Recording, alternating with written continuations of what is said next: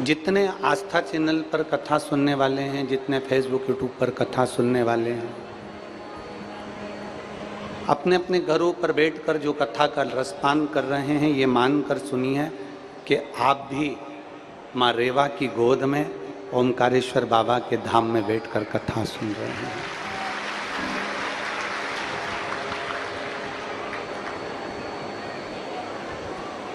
लोग कहते हैं शिव कृपा, भगवान ओघड़दानी की कृपा। शिव कृपा का मतलब क्या होगा?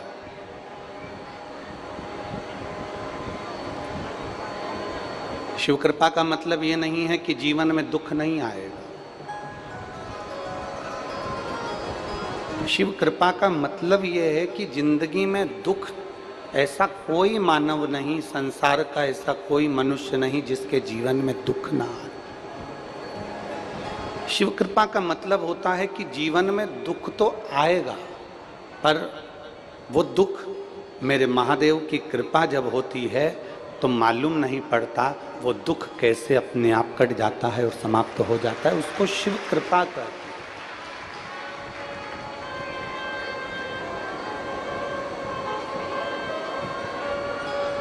जिन ओमकारेश्वर भगवान की पवित्र भूमि पर हम बैठकर कथा सुन रहे हैं,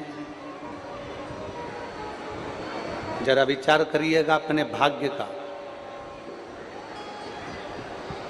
जिस भूमि पर मार्कंडे ऋषि बैठकर धर्मराज युधिष्ठिर को कथा सुनाते हैं,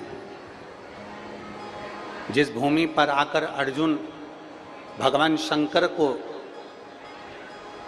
स्तुति कर याद करता है और भगवान शंकर को प्राकट होने के लिए कुछ संपूर्ण विश्व में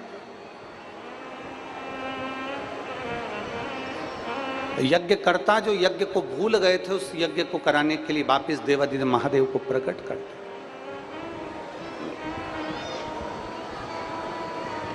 इंद्र के सारथी मातली भगवान शिव का जिस भूमि पर गुणगान करते हैं, जिस भूमि पर साधारण कोई संत नहीं, साधु नहीं, सन्यासी नहीं, तपस्वी नहीं, साधक नहीं, उपासक नहीं, जिस भूमि पर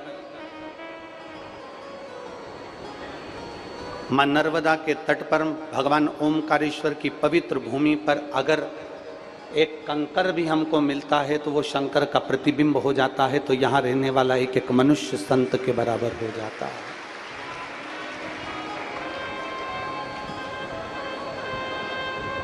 साधारण नहीं हो आप यदि कथा श्रवण करने के लिए आए हो तो मेरे देवादिदेव महादेव के कोई आपका संबंध पुराना होगा, कोई रिश्ता आपका और बाबा का पुराना होगा, जो मेरे ओमकारेश्वर बाबा ने आपको झाला देकर यहाँ बुलाकर कथा श्रवण करवा दी।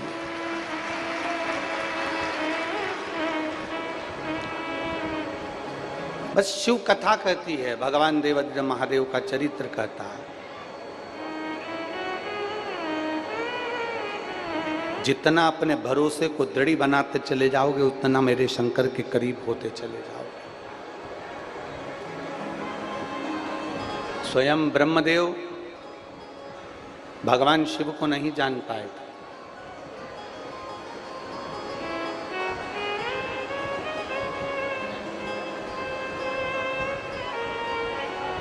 ब्रह्मा जी भगवान शंकर को नहीं पहचान पाए, और नहीं पहचान पाए तो उन्होंने ब्रह्मदेव ने स्वयं भगवान नारायण से कह दिया था कि मुझे मेरे पिता का नाम मालूम है कि आप मेरे पिता हो, पर क्या आपको आपके पिता का नाम मालूम है कि आपका पिता कौन है?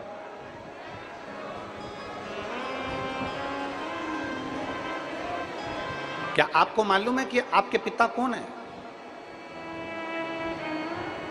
अब जरा विचार करिएगा, भगवान ब्रह्मदेव, भगवान ब्रह्मा स्वयं कह रहे हैं भगवान विष्णु से कि आपके पिता का नाम क्या है, आप स्वयं बताओ। और भगवान देवादिदेव महादेव का नाम लेने में मेरे नारायण पीछे नहीं हटे। मेरे भगवान विष्णु ने उसी समय कह दिया कि मेरे पिता भगवान देवादिदेव महादेव भगवान शिव है।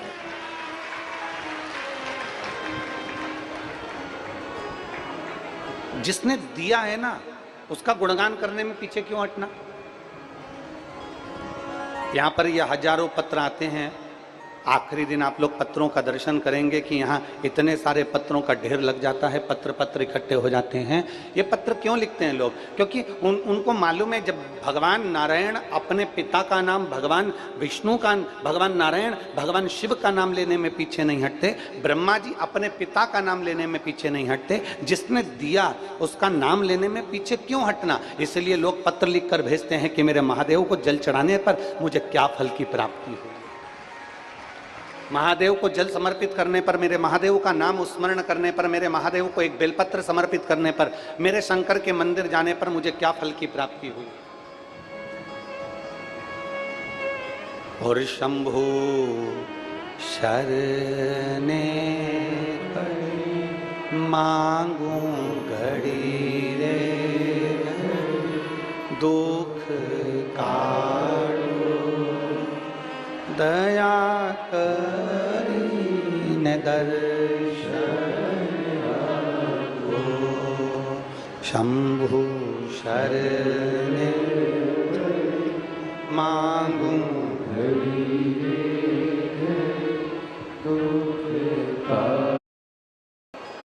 Workplace safety should never be compromised. Steel toes provide maximum. Shambhu का मतलब क्या है? स्वयं भू। शंभु का मतलब क्या है?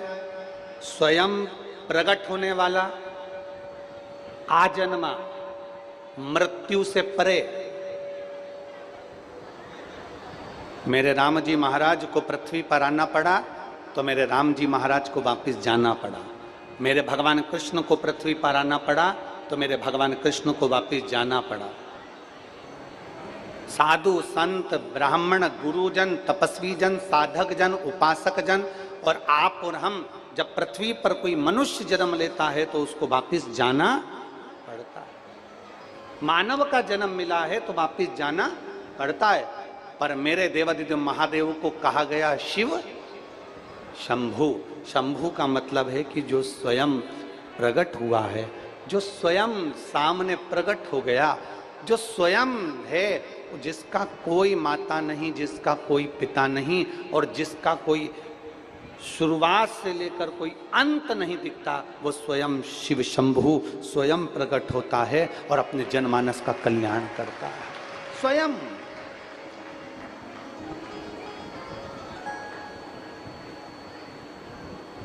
और शंभु शरणे मांगू घड़ी रे दुख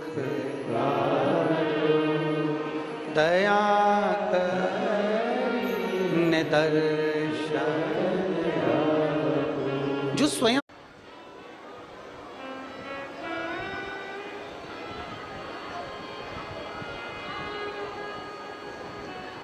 अपने पुत्र को बुला ली होगी तो माँ की करुणा हुई तो नर्मदा जी का पूजन करने के लिए गए।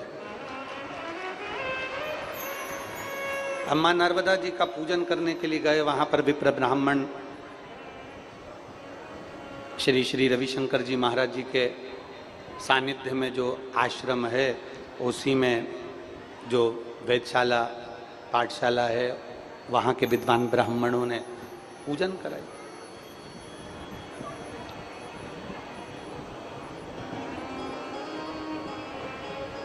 अब पूजन करते करते माँ रेवा मैया की गोद में, माँ रेवा जी के जल में, महारानी के उस आंचल में, माँ रेवा मैया के जल के अंदर मछलियों का दर्शन हो रहा है।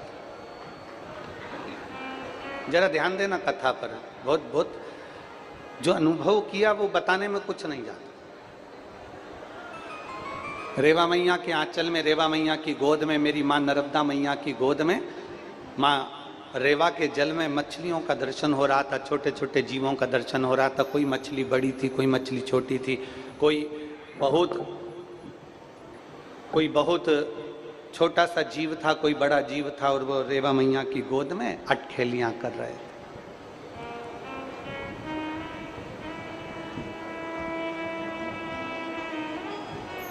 अब मन में ब्राह्मण देवता ने हाथ में पुष्प देकर बिठाया और वो मछलियां, वो जीव दिख रहे थे। तो मन में एक भाव प्रकट हुआ। एक मछली का जन्म हो जाता है तालाब में, एक जीव जंतु का जन्म हो जाता है कुएं के अंदर, एक जीव जंतु का जन्म हो जाता है खड्डे में भरे हुए जल में, एक जीव जंतु का जन्म हो जाता है कहीं तालाब में, कहीं सरोवर में, कहीं नदी में। पर धन्य है मां नर्मदा, धन्य है मेरी मां, जो तेरी गोद में ये जीव भी अगर जन्म लेते होंगे तो ना जाने इन्होंने कितने तप करे होंगे, तब जाकर ये नदी में जन्म लिए हैं, तेरी गोद में।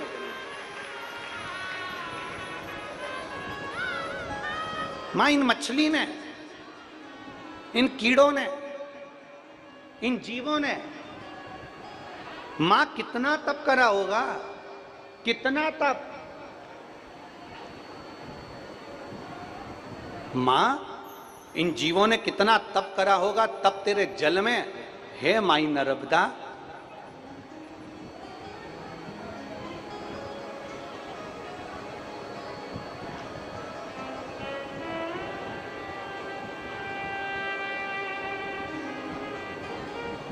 इन जीवों ने कितना तप करा होगा माई नर्मदा, इन जीवों ने कितनी साधना करी होगी और इन जीवों ने कितना तप करा होगा हे माई नर्मदा, तब जाकर ये जीव तेरे जल में जन्म लिए, तेरे जल में। और अब ये तो हो गई जीव की बात। आप जरा विचार करिएगा कि जितने मां नर्मदा के तट पर ब्राह्मण, संत, साधु, गुरु, तपस्वी, साधक, उपासक और जितने गांव, जितनी बस्तियां, जितने नगर मेरी मां नर्मदा के तट पर बसे होंगे, जरा विचार करना वहां रहने वाले भी कोई साधारण संत से कम नहीं होंगे। उन्होंने कितना तप करा होगा जो माई नर्मदा के तट पर विराजमान हो गए।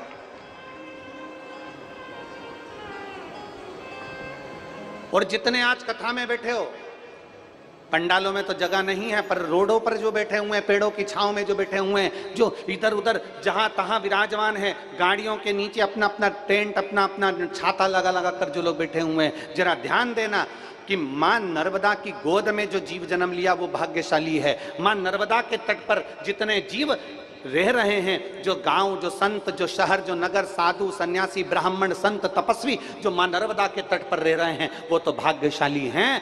पर आज आप और हमारा भी भाग्य है जो मां नर्मदा ने अपने को झाला देकर यहां कथा सुनने के लिए बुला लिया। ये आप और हमारा भाग्य है। और जितने आस्था चैनल पर कथा सुन रहे हैं, जितने फेसबुक यूट्यूब पर कथा सुन रहे हैं, जितने सोशल मीडिया पर कथा सुन रहे हैं, वो भी भाग्यशाली हैं जो मां नर्मदा के तट से, ओमकारेश्वर जी की पवित्र भूमि से ये कथा मानधाता राजा की पवित्र भूमि से श्रवण करी जा रही है। और वो राजा मानधाता कोई साधारण नहीं थे, जिनकी ये धरती है, जिनकी ये भूमि है।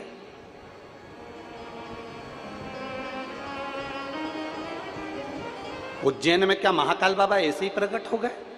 काशी में क्या मेरे विश्वनाथ जी ऐसे ही प्रकट हो गए? सोमनाथ जी में क्या मेरे सोमेश्वर महादेव ऐसे ही प्रकट हो गए? नागेश्वर भगवान क्या ऐसे ही प्रकट हो गए? मल्लिकार्जुन क्या ऐसे ही प्रकट हो गए? केदारनाथ जी में क्या केदारेश्वर बाबा ऐसे ही प्रकट हो गए? क्या वेदनाथ जी में वेदनाथ जी ऐसे ही प्रकट हो गए? क्या ओमकारेश्वर में मेरा ओमकारनाथ ऐसे ही प्रकट हो गया? नहीं, मेरा ओमकारेश्वर बाबा ऐसे ही प्रकट नहीं हुआ। ना जाने कितने तप साधना कितना कितना करा होगा, तब जाकर हमको और आपको, और ये कली काल में 12 ज्योतिर्लिंग में अगर लिंग का दर्शन, शिव का दर्शन यदि आप और हमको हो रहा है, तो अपने आप को भाग्यशाली समझना कि मेरे भोले बाबा की बड़ी कृपा है जो 12 ज्योतिर्लिंग का दर्शन हो रहा है।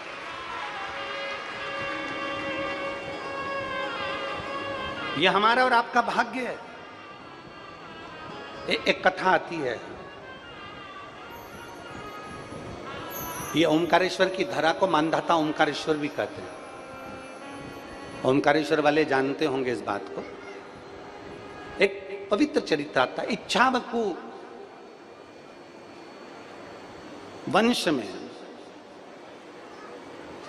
एक राजा हुए जिनका नाम था योगनाश। बड़े प्रतापी थे, बड़े धर्मात्मा थे, भगवान की अविरल भक्ति में डूबने वाले थे, और इनका तपबल बड़ा तीव्र था।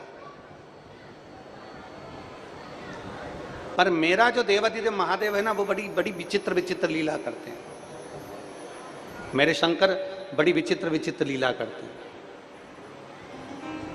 बहुत विचित्र लीला।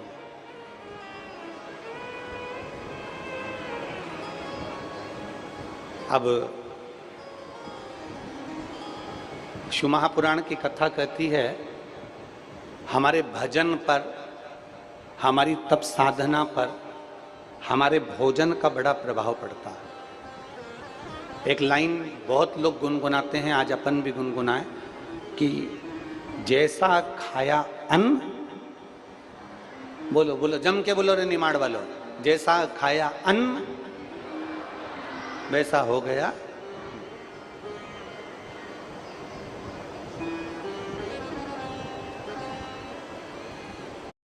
Buy any Rainbow Multi-Pack with a guaranteed win to watch cricket's biggest showdown free on Stars Play.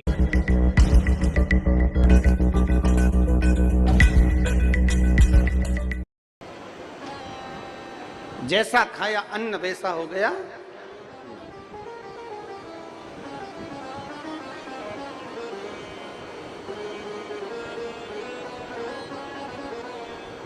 अन्न का प्रभाव। एक चरित्र आता है, एक राजा थे, एक सेठ था, और वो सेठ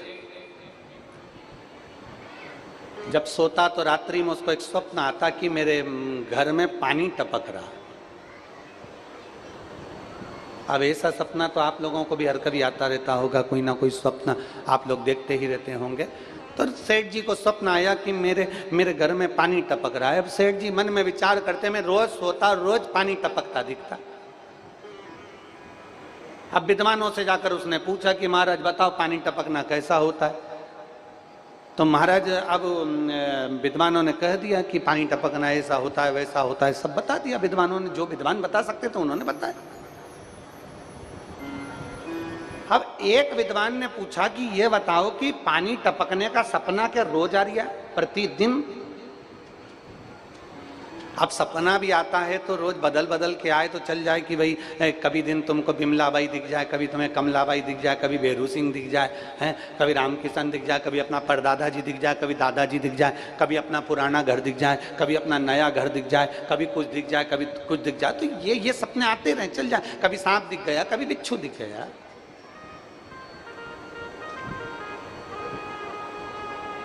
ये सपना तो आता रहता है। एक विद्वान ने पूछा ये बताओ क्या तुमको रोज पानी टपकता हुआ दिखता है? उसने कहा कि हाँ महाराज जी, बस समझ में नहीं आता कि मैं रोज, बस दिन में भी अगर मैं थोड़ी देर लेट गया तो मुझे ऐसा लगता है कि मेरे घर में पानी टपक रहा है। मैं रात को भी सो गया तो सपने में आता है कि पानी टपक रहा है। मेरा अच्छा खासा बंगला, 4 मंजिल की मेरी बिल्डिंग, अब इसमें पानी कहाँ से टपकेगा गुरुजी, मेरे को समझ में नहीं आया। गुरुजी ने कहा अच्छा अभी जा, मैं तुझे बाद में बताऊंगा, जा। अब वो सेठ जी चले गए, और सेठ जी गए तो वो जाते जाते जाते जाते 3-4 दिन बाद फिर वो अपने मित्र को लेकर संत के पास आ गए। गुरुदेव गुरुदेव गुरुदेव। गुरुजी ने पूछा क्या हुआ? कि वो पानी टपक रहा अभी भी। गुरुजी ने पूछा अभी भी पानी टपक रहा? हाँ। पक्का? हाँ। अब गुरुजी ने पूछा एक बात बता, तू रोज तुझे पानी टपकता दिखता है सपने में, अब तू मुझे बता कि तेरे घर में कौन कौन रहता है? तो कहा गुरुजी मेरी पत्नी है, मेरा बेटा है, मेरी बेटी है, मेरे माता है, मेरे पिता है, मेरे घर में नौकर है, चाकर है, सब है। फिर गुरुजी ने पूछा अब ये बता भोजन कौन बनाता है? तो सेठ जी ने कहा एक भोजन बनाने वाली बाई आती है माता जी, और वो भोजन बनाती है। अच्छा ठीक है, भोजन बनाती है वो? हाँ ठीक है। और तू भोजन करता है? बिल्कुल। घर का कोई व्यक्ति भोजन नहीं बनाता? नहीं, मेरी पत्नी परोसती है, पर भोजन वो बाई बनाती है, भोजन वो माँ बनाती है। ठीक है।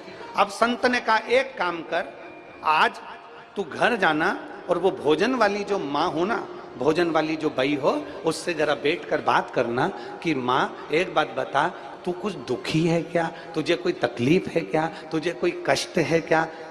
उसने कहा इससे क्या होगा महाराज जी, तो सेठ जी से कहा, सेठ तू जरा जाकर मालूम तो कर। अब सेठ जी गए, भोजन बनाने वाली माँ जब भोजन बना रही थी, भाई जब भोजन बना रही थी, सेठ जी उसके पास में गए और जाकर पूछ लिया, माँ एक बात बता, तू भोजन बनाती है, तेरे को कोई कष्ट है क्या, तेरे को कोई दुख है क्या, तेरे को कोई तकलीफ है क्या? इतने में बूढ़ी माँ रोती हुई बोली, मैं क्या बताऊं सेठ जी, मेरा घर, बारिश का समय, 3 बच्चे मेरे, और वो घर में छपरे में से पानी दिन भर टपकता रहता है, मैं उसके टेंशन में इतनी रहती हूं, मेरे बच्चे गीले होते रहते हैं, मैं कैसे उनको सुलाऊं?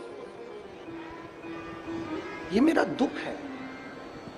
मैं दिन भर यही सोचती रहती हूँ, मेरे बच्चे कैसे सोएंगे, क्या करेंगे, पानी टपकता है मेरे घर के अंदर, बस वो मेरी तकलीफ है। इतने में दौड़ कर सेठ जी अपने संत के पास गए, गुरुजी, मैंने उससे पूछ लिया, वो कह रही थी कि मैं दुखी हूं, मेरे घर में पानी टपकता है। बस गुरुजी ने कहा, भोजन बनाने वाली जैसा भोजन बनाते समय अपनी बुद्धि और विवेक को रखती है, वैसा खाने वाले पर असर पड़ जाता है, और वो असर तुझ पर पड़ जाता है, वो असर तुझ पे पड़। जैसा खाया अन्न, बोलो बोलो रे जी जीवन सब बोलो, मेरे जी जान भी बोलो, जैसा खाया अन्न वैसा हो गया मन।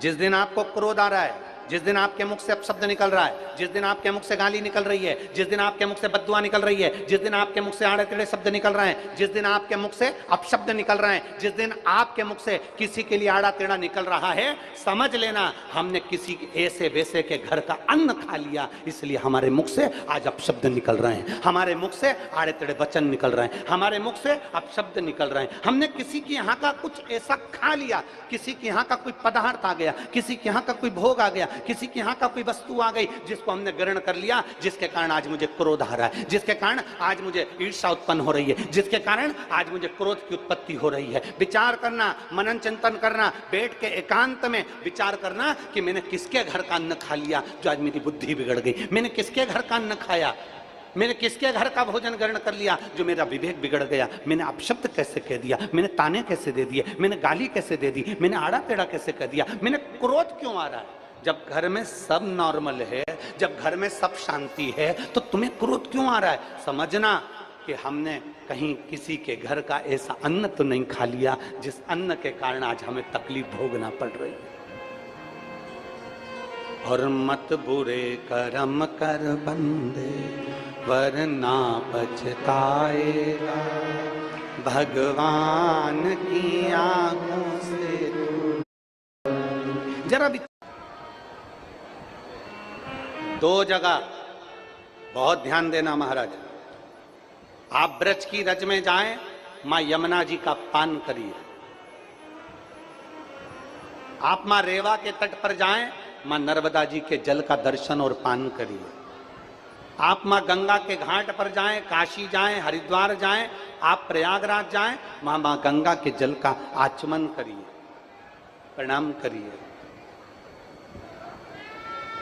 और किसी मंदिर में, किसी मंदिर में, किसी देवालय में, किसी शिवालय में, मेरे राम के मंदिर में, मेरे कृष्ण के मंदिर में, मेरे शंकर के मंदिर में, मेरे नारायण के मंदिर में, मेरे गुरुजन के मंदिर में, मेरे दत्त भगवान के मंदिर में, मेरे भगवान के मंदिर में, 33 कोटि देवताओं के मंदिर में, और किसी सतगुरु की शरणागति में, किसी संत की कहीं समाधि स्थल पर, किसी संत के दरवाजे पर, किसी संत के आश्रम पर, किसी संत के द्वार पर अगर पहुंचे तो 2 चीजों का स्मरण करना। एक बार वहां की रज को अपने मस्तक जरूर चढ़ाना, और दूसरी बार वहां अगर पीने के लिए पानी मिल जाए, जल आचमन करने के लिए मिल जाए, तो जल का आचमन जरूर करना। उससे हमारा मन, तन और बुद्धि पवित्र होती चली जाती है।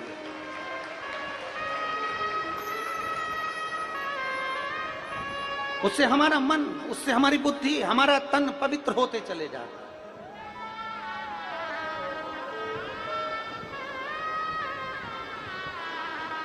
मैं धन्यवाद दूंगा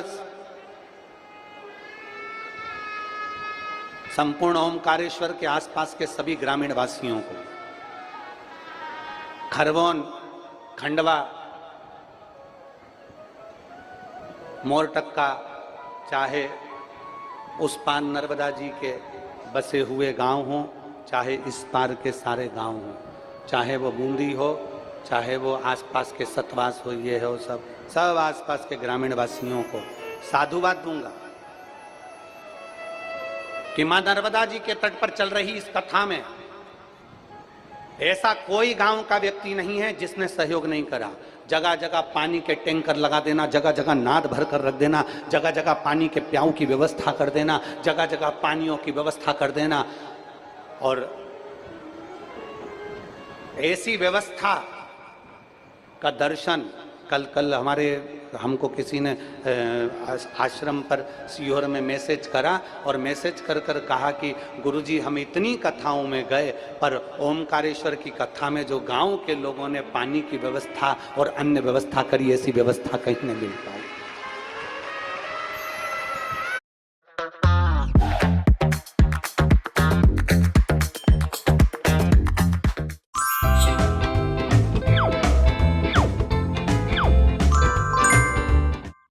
धन्य है रे मां रेवा के तट पर रहने वाले ओमकारेश्वर के सारे ब्राह्मण, संत, साधु, सन्यासी, तपस्वी, साधक और सारे ग्रामीण वासियों को नमन करता हूं, प्रणाम करता हूं।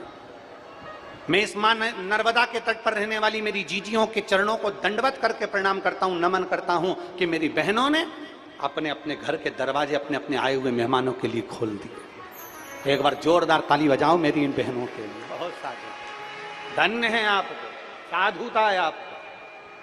धन्य है ग्रामीणवासी जिन्होंने ट्रैक्टर, ट्राली, टैंकर सब लगा रखे हैं लाइन से लेकर वहां तक। धन्य का। और मिला ये मानव का जो देह मिला है ना, मानव का जो शरीर मिला है ना, ये बड़ी मुश्किल से मिला है, बड़ी मुश्किल।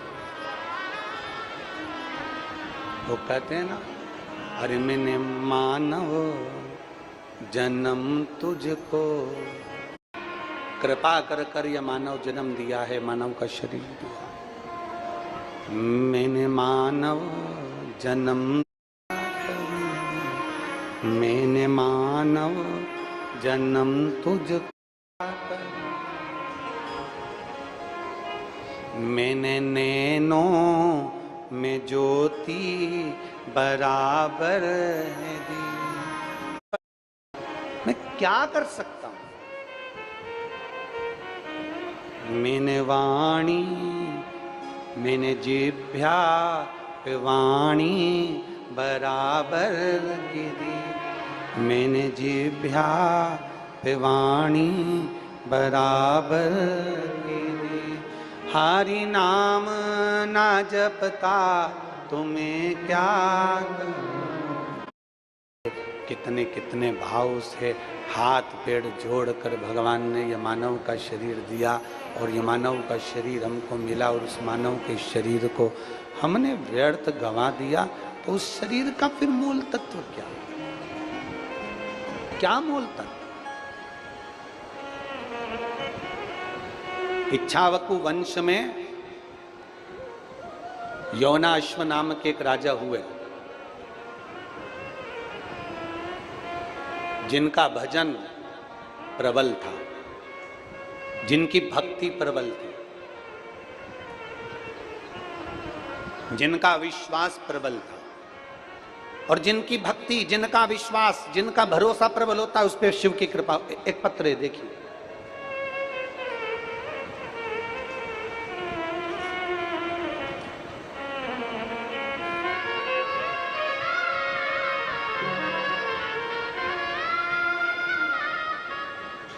मेरा नाम अनमोल पटेल है, मैं जिला कानपुर की रहने वाली हूँ। कहीं बैठी हैं? मेरा नाम अनमोल पटेल है, मैं जिला कानपुर की रहने वाली हूँ। कहीं बैठी हूँ तो हाथ हिला सकती हूँ। आप ही हैं? ऐसा हाथ हिला दो एक बार। मेरा नाम अनमोल पटेल। अनमोल जी वापिस हाथ हिलाओ एक बार। ठीक है, दिख गए। मेरा नाम अनमोल पटेल है, मैं जिला कानपुर की रहने वाली हूँ। एक लोटे जल का मैं क्या वर्णन करूं? आ जाओ अनमोल जी, आइए। माँ आई है क्या आपके साथ में? हाथ हिलाओ माँ, आप भी आ जाओ, आ जाओ, आ जाओ, दोनों आ जाओ। मेरा नाम अनमोल पटेल है, मैं जिला कानपुर की रहने वाली हूँ गुरुजी। आप लोग पत्र को एलईडी पर पढ़ सकते हैं, आस्था चैनल पर पत्र को पढ़ सकते हैं। मेरा नाम अनमोल है, अनमोल पटेल। मैं जिला कानपुर की रहने वाली हूँ। गुरुजी, एक लोटे जल का मैं क्या गुणगान करूँ। मेरी माँ रेवा देवी को बच्चेदानी में कैंसर लास्ट स्टेज पर पहुँच गया था। बच्चेदानी में कैंसर लास्ट स्टेज पर पहुँच गया था। तब मैंने सन 2022 में आपकी कथा सुनी और मैंने अपनी माँ को शिव महापुराण के बारे में बताया। और वहाँ गुरुदेव कहते हैं कि बाबा पर विश्वास रखो और मंदिर जाओ और मंदिर में जाकर एक लोटा जल भगवान को समर्पित करो। मंदिर में सफाई करो, मंदिर में जाया करो और मंदिर में सफाई करने के बाद भगवान का प्रणाम करो। जो जल चढ़ाओ उसका आचमन किया करो, उसी जल का आचमन कर लो। मैंने अपनी माँ से कहा और माँ ने वो करना प्रारंभ करा। मैं सीहोर गई, एक रुद्राक्ष लाई और रुद्राक्ष लाकर मैंने वो माँ को दिया। तांबे के कलश में उसको गलाकर शिवजी को चढ़ाकर उस जल का आचमन करना प्रारंभ करा। डॉक्टर ने कह दिया था कि लास्ट स्टेज का कैंसर है, अब इनका ठीक होना बड़ा कठिन है, अंतिम समय इनका चल रहा है। आज 2022 से मैंने भगवान देवादिदेव महादेव पर भरोसा करा। आज मेरा पूरा कैंसर समाप्त हो चुका है। मैं बाबा को यहाँ दंडवत प्रणाम करने के लिए आई हूँ, मैं शिव को प्रणाम करने के लिए। मेरा मोबाइल नंबर ये है।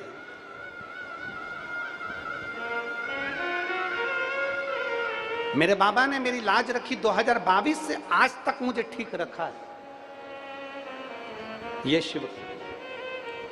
और तेरी कृपा बिना न हिले एक भी अणु, ले भगवत में खजाना कुबेर का, हे गंगधार मुक्तिवार ओंकार तू। मेरा शिव, मेरा ओघड़दानी, मेरा शंभू सुनता जरूर है।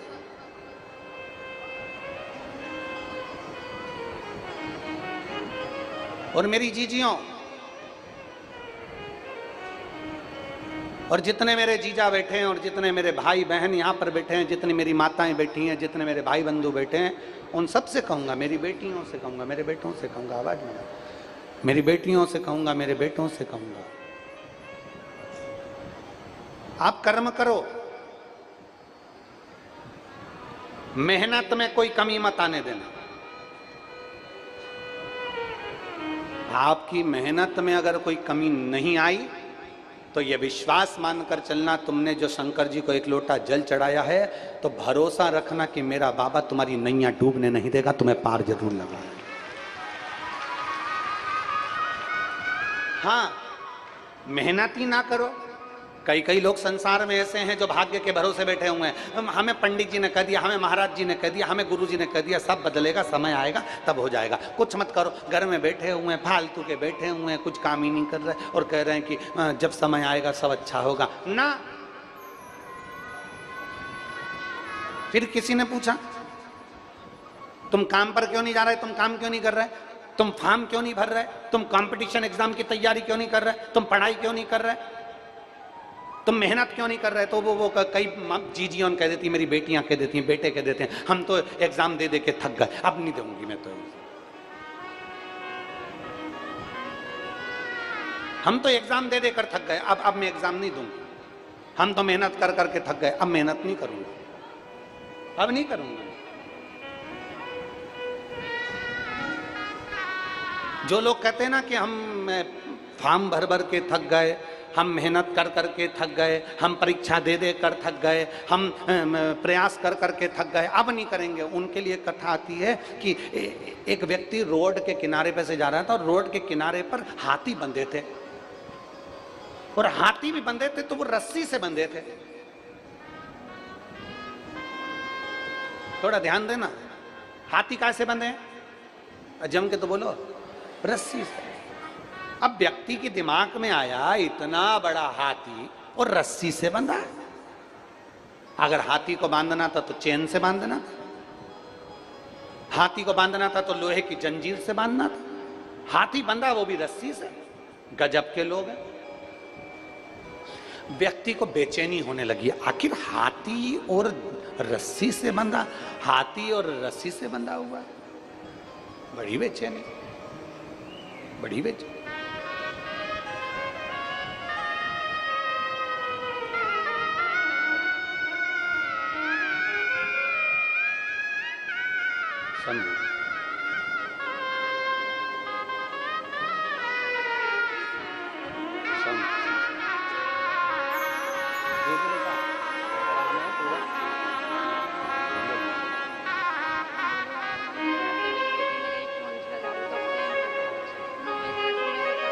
अब ठीक है।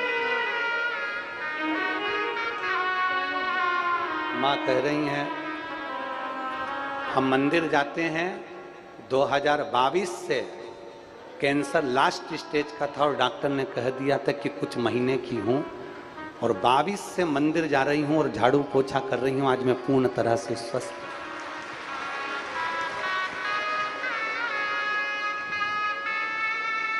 और खाली ना जाता दर से तुम्हारे, ना विदेश में है ना देश में।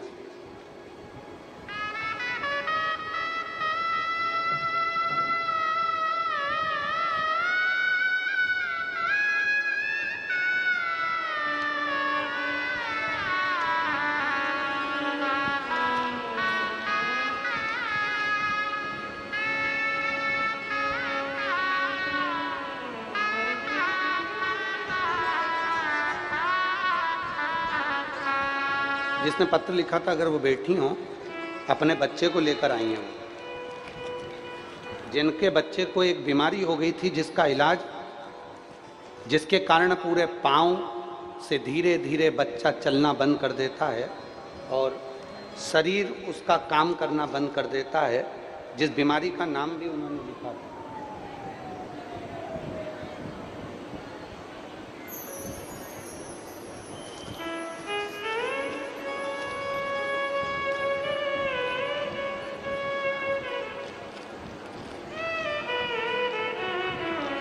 बैठी हैं कहीं, उत्तर प्रदेश से कोई आई थी। अगर बैठी हो, जिनके बच्चे को एक ऐसी, वो बीमारी का नाम हमारे स्मरण में नहीं आ रहा है, परंतु उन्होंने पत्र में लिखा था, कहीं बैठी हो तो हाथ हिला सकती हैं। अपने बच्चे को भी लेकर आई हैं।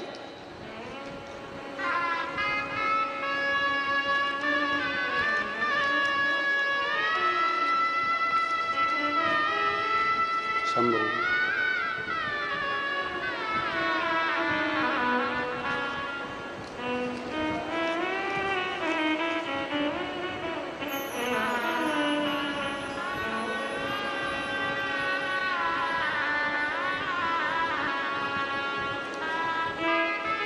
शंभो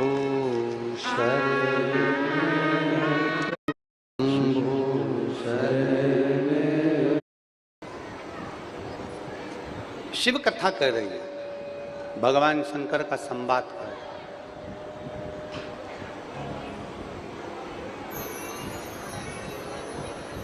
अगर वो कहीं बैठी हो तो अपने बच्चे को लेकर आ सकती है, वो पत्र ढूंढना पड़ेगा वो। तो उन्होंने पत्र में लिखा कि उस बीमारी का इलाज कहीं नहीं, उसमें धीरे धीरे पांव काम करना बंद करते हैं, शरीर काम करना बंद करता है, और बाद में वो पांव और शरीर पूरा काम करना बंद कर देता है। और मेरी बेटी ने, मेरे बच्चे ने चलना बंद कर दिया। और शिव के मंदिर में चढ़ा हुआ जल, शंकर के मंदिर में चढ़ी हुई बेलपत्र इतना प्रभाव कर गई कि मेरा बच्चा आज बाबा की कृपा से ठीक होकर इस पंडाल में आकर बैठा। उसने पत्र में लिखा।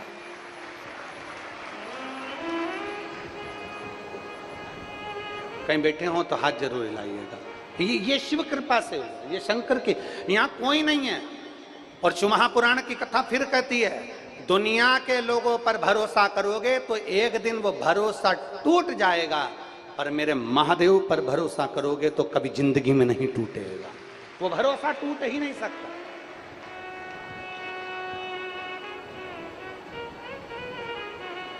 आप किस पर भरोसा कर रहे हैं? आप किसके ऊपर पर विश्वास कर रहे हैं? आप किसके ऊपर भरोसा कर रहे हैं? आप किसके ऊपर भरोसा कर कर बैठे हो? किसके ऊपर भरोसा आप कर रहे हो? आपके ऊपर वो निर्भर करता है। आपका विश्वास किसके प्रति है वो आप पर निर्भर करता है। परिवार, नाते, रिश्ते, कुटुंब, कबीला, अपने पराय, ये तो तुम्हारे ऊपर अपशब्द कहेंगे, ताने भी देंगे, गाली भी देंगे, आड़ा टेढ़ा भी कहेंगे। अब आपसे पूछें, आप कहीं जा रहे हो, जाते जाते ऊपर से पेड़ की डाली टूट के नीचे गिर गई तुम्हारे ऊपर, तो तुम क्या करोगे? जम के तो बोलो। अगर तुम जा रहे हो और पेड़ की डाली टूट के गिर गई तुम्हारे ऊपर, तुम्हारे सामने छोटी सी डाली तुम्हारे ऊपर गिर गई और तुम्हें जाना है, तो तुम करोगे क्या?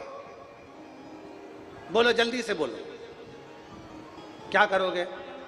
पेड़ की डाली छोटी सी टूट के तुम्हारे ऊपर गिर गई और तुम्हें जाना है, तुम्हें इस रास्ते से निकल कर जाना है, कहीं जा रहे हो, तुम कहीं पहुंच रहे हो और तुम्हारे ऊपर पेड़ की डाली छोटी मोटी टूट टूटा के जरा सी डाली गिर गई, तो तुम करोगे क्या?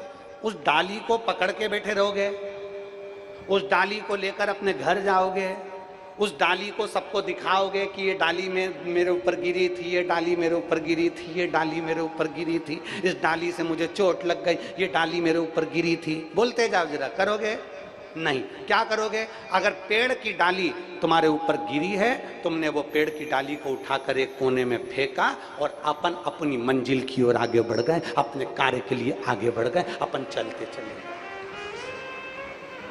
अपन जा रहे, अपन अपनी मंजिल की ओर बढ़ते चले जा रहे। अब तुम में से कोई ऐसा है कि वो पेड़ की डाली को साइकिल पे मान लेगा, मोटरसाइकिल पे मान लेगा, गाड़ी में रख लेगा कि ये डाली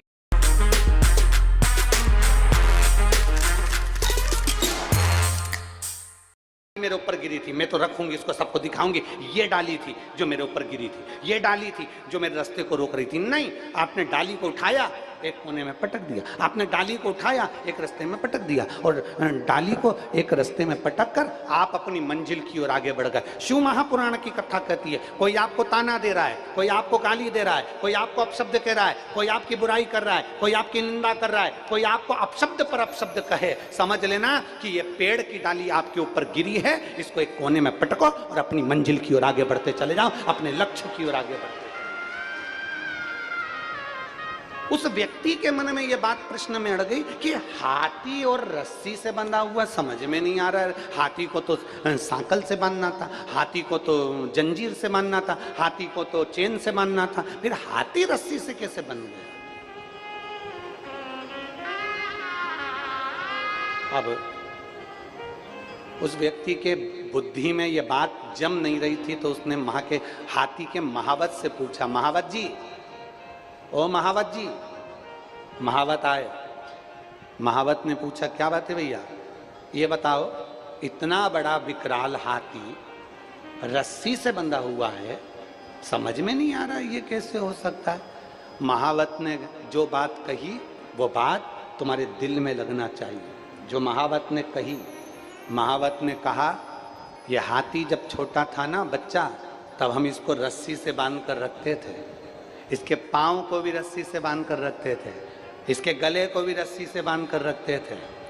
जब ये छोटा था रस्सी तोड़ नहीं पाता था, धीरे धीरे बड़ा होते चले गया, हाथी को लगने लगा ये रस्सी में तोड़ नहीं पाया, तो हाथी को ऐसा अनुभव होने लगा कि अब ये रस्सी कभी भी मुझसे टूटने वाली नहीं है, इसलिए हाथी रस्सी से बंध कर रहने लगा।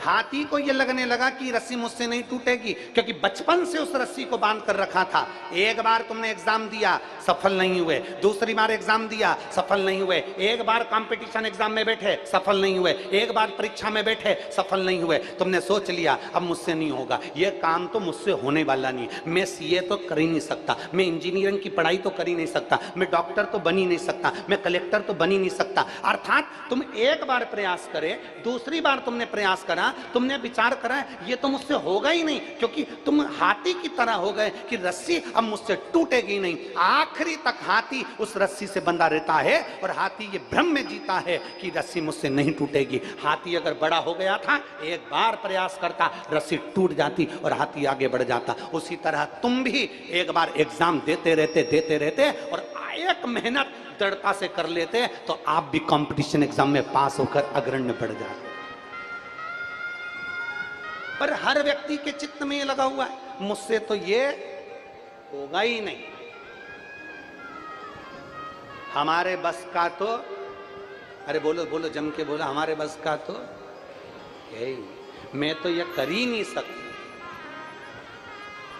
एक बहू में और एक सास में बहुत अंतर होता है। बहू कह देती है मैं ये नहीं कर सकती, और सास कह देती है मैं करके बताती। दोनों में अंतर है। बहू कह रही है मेरे बस का नहीं है, और सास कह रही है मैं करके दिखाती हूँ। बेटा कह रहा है पापा ऐसा नहीं हो सकता, और बाप कहता है तो चिंता मत कर, मैं भी थारा बाप हूं, मैं करके बताऊंगा, और बाप करके ही बता देता है।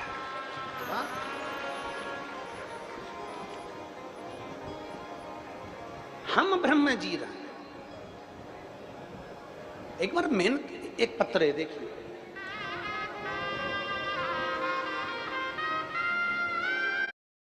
काग रतलाम से यहां आई हुई रजनी काग, कहीं बैठी हो तो हाथ हिलाइएगा। रजनी जी आप ही हैं, हाथ हिला दो एक बार। श्री शिवाय नमस्तुभ्यं।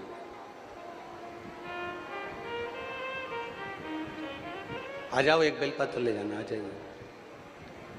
मैं रजनी काग रतलाम से आई हूं। पत्र को आप लोग एलईडी पर पढ़ेंगे, आस्था चैनल पर पढ़ेंगे। मैं रजनी काग रतलाम से आपके प्रवचन की कथा सुनने के लिए आई हूँ। जिस प्रकार गूंगा मिठाई के स्वाद का वर्णन नहीं कर सकता, केवल स्वयं महसूस करता है, वैसे ही शिवजी की महिमा का मैंने अंतर मन से महसूस किया है, और इसका श्रेय बाबा भोलेनाथ को देती हूँ। गुरुजी, मेरी शादी को 2 साल हो चुके थे, किंतु संतान नहीं हुई थी। मैंने डॉक्टर से चेकअप करवाया था। बच्चेदानी में गठान होने के कारण डॉक्टर ने मुझे साफ शब्दों में कह दिया था कि आप कभी मां नहीं बन सकती। मैंने भोलेनाथ पर विश्वास करा। रतलाम के पास बिलपाक गांव में विरूपाक्ष महादेव के मंदिर में मैंने बाबा देवादिदेव महादेव की खूब अर्चना करी, बाबा से विनती करी, और बाबा से निवेदन कर कर शंकर जी की आराधना करी, जल चढ़ाया, शिव की आराधना करी, बेलपत्र का प्रयोग करा, आंकड़े की जड़ प्रयोग करा। गर्भ ठहर गया, पर डॉक्टर ने कह दिया कि तुम्हारे गर्भ में बच्चा नहीं है, 1 किलो की गठान है। अब फिर जब 1 किलो की गठान, अब करे तो करे क्या? मैं बाबा का क्या वर्णन करूं गुरुदेव। बाबा की ऐसी कृपा हुई कि समय के अनुसार गर्भ में जो बच्चा था उसने जन्म लिया, और जन्म लेने के बाद जब गठान की सोनोग्राफी दूसरी बार 6 महीने के पश्चात, बच्चे के जन्म के बाद जब दूसरी बार सोनोग्राफी कराई गई, तो जो 1 किलो की गठान थी वो भी पूरी गल चुकी थी। मैं बाबा को यहाँ धन्यवाद देने के लिए, मैं शिव को धन्यवाद देने के लिए। अब ये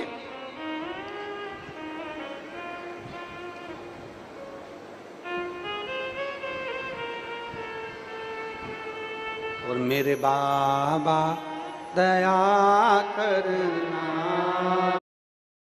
परिवार के,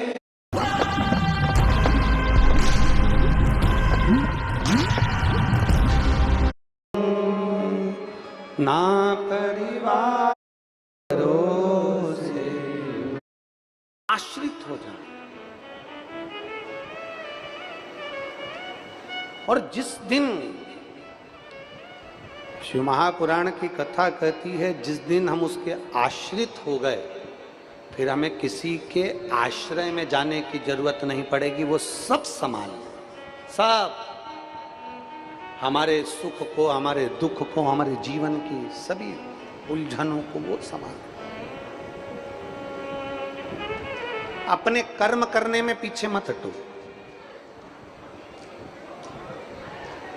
एक बार मेहनत कर कर देखिए, लगन लगा कर देखिए।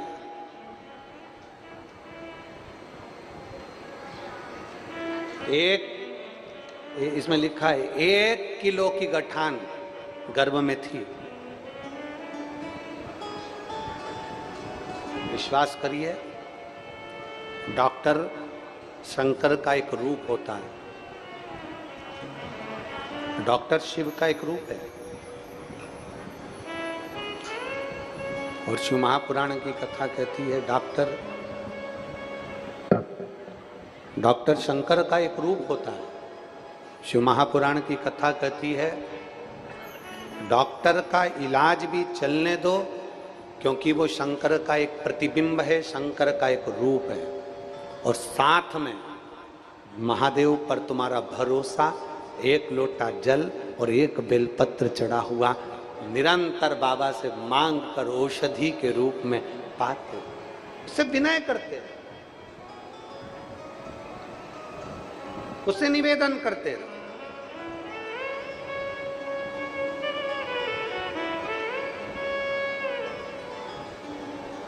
और जब आप उससे निवेदन करेंगे, प्रार्थना करेंगे, और बहुत ध्यान देना इस प्रसंग पर कि यहां शास्त्र कह रहा है, यहां यौवनाश्व की कथा कर रही है। राजा यौवनाश्व शंकर जी पर इतना भरोसा करते थे, इतना विश्वास करते थे, शिव जी पर इतनी दृढ़ता थी उनकी, पर एक कमी थी यौवनाश्व के यहाँ, उसकी आंख में एक बार आंसू आ गए। और आंसू आए तो उसकी पत्नी ने पूछ लिया, रानी ने पूछ लिया यौवनाश्व से कि तुम्हारी आंख में जल।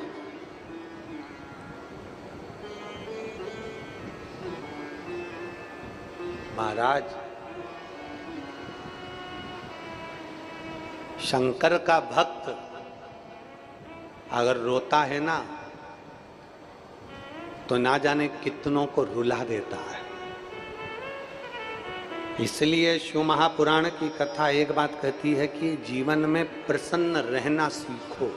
प्रसन्न, जीवन में जितने खुश रह सकते हो उतने खुश रहना सीखो। दुनिया में जितने आनंद में रह सकते हो उतने आनंद में रहना सीखो। आपकी खुशी को कोई छुड़ा ना दे, आपकी प्रसन्नता को कोई छुड़ा ना दे। और फिर निवेदन करूंगा, पहले की कथा में कहा, आज फिर कहते हैं,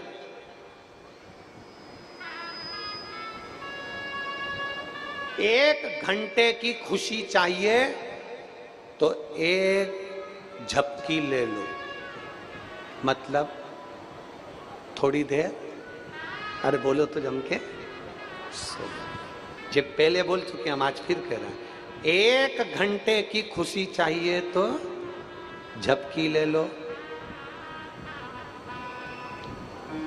1 दिन की खुशी चाहिए तो गाड़ी लेकर कहीं पिकनिक करने, कहीं घूमने, कहीं हिल स्टेशन चले जाओ।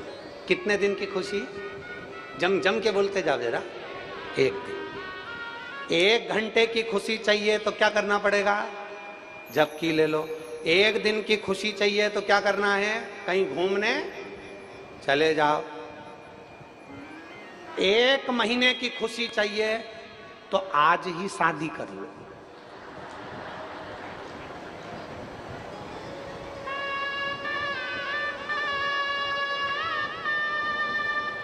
कितने महीने की? फिर से बोलो।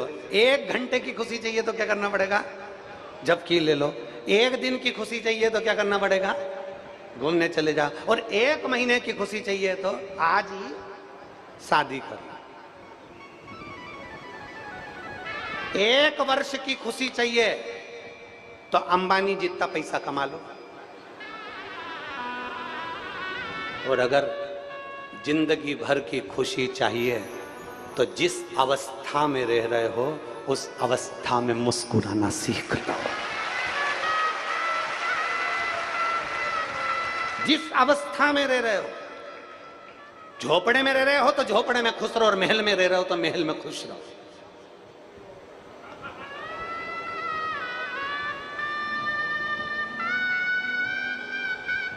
जिस स्थान पर जैसा समय मिल जाए, जैसी घड़ी, जैसा पल मिल जाए, वैसे रहना खुश।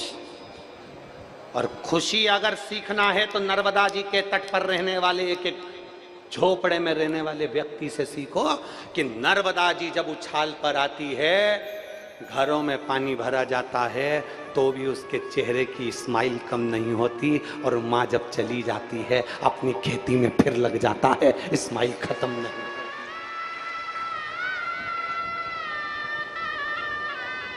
हंसना सीखना है तो पहाड़ पर रहने वालों से सीखो, उत्तराखंड में रहने वालों से, हिमाचल में रहने वालों से सीखिए कि उत्तराखंड में बर्फ गिरती है, पानी गिरता है, पहाड़ गिरते हैं, उसके बाद भी वहां पर रहने वाले एक एक, उत्तराखंड में रहने वाले, हिमाचल में रहने वाले एक एक भाई से, एक एक बहन से मिलकर देखना उसके चेहरे की प्रसन्नता कितनी होती है, वो कितनी स्माइल में, कितनी प्रसन्नता में बात करती है, उसके चेहरे पर सल नहीं आता। क्यों? क्योंकि उसको मालूम है ये तो उपद्रव चलता रहेगा, ये सब कुछ तो होता रहेगा, पानी भी गिरेगा, पहाड़ भी गिरेगा, पर्वत भी गिरेगा, लोग कहेंगे भी, गाली भी देंगे, अपशब्द भी कहेंगे, ताने भी देंगे, कुछ होगा, उछाल भी आएगा, ये भी होगा, सब कुछ होगा। पर फिर निवेदन है, 1 घंटे की खुशी चाहिए तो क्या करना पड़ेगा? जम के बोलो जरा, एक झपकी ले लो। 1 दिन की खुशी चाहिए तो घूमने चले जाओ। 1 महीने की खुशी चाहिए, क्या कर लो? शादी। 1 महीने की खुशी होती है शादी में। शादी का 1 महीना पति बोलता, पत्नी सुनती। शादी का दूसरा महीना पत्नी बोलती, पति सुनता। शादी के बाकी के महीने पति पत्नी दोनों बोलते, पूरा मोहल्ला सुनता है। खुशी चाहिए। 1 घंटे की खुशी चाहिए, सो लो।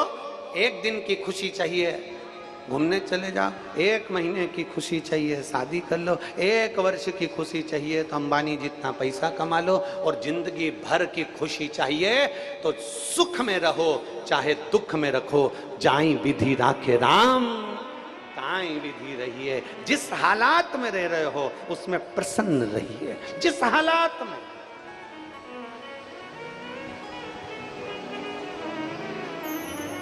और मेरे भोले तेरा सहारा है, मेरे भोले तेरा सहारा है, मेरी नैया का तू किनारा है, मेरी नैया।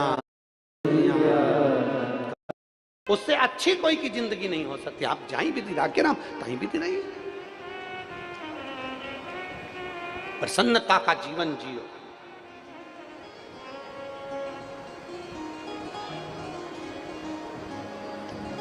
कौन दुखी नहीं संसार में? अरे बोलो तो जम के, ऐसा कोई बता दो जिसको दुख नहीं है। और जिसकी जिंदगी में दुख आया, शंकर भगवान ने उसका दुख टाला।